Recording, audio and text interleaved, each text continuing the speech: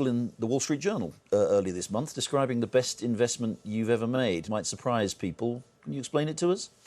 Yeah, our foundation put over $10 billion over the last 20 years into some health delivery organizations, in particular one that buys vaccines for the poorest countries, Gavi, and one that buys drugs for HIV and malaria.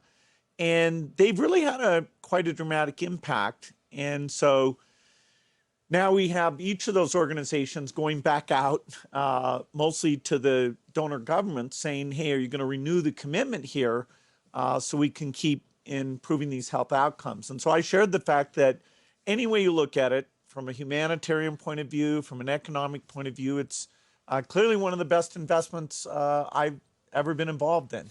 And you made the point that it's, as you said, it's about the distribution of medicines as much as the development of vaccines. Explain why that is so important and why it was such an important and successful investment then.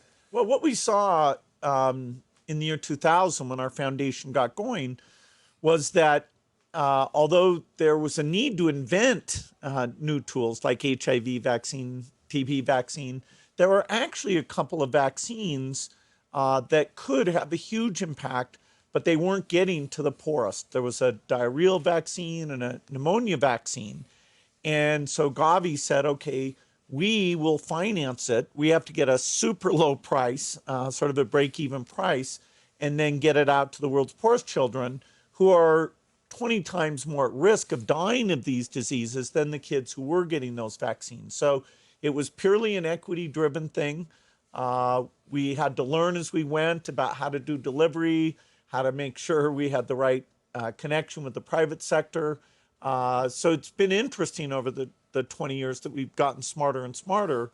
But that showed people that if new things do get invented, there is a mechanism for it to get financed and a channel to even get out to the most rural, poor child.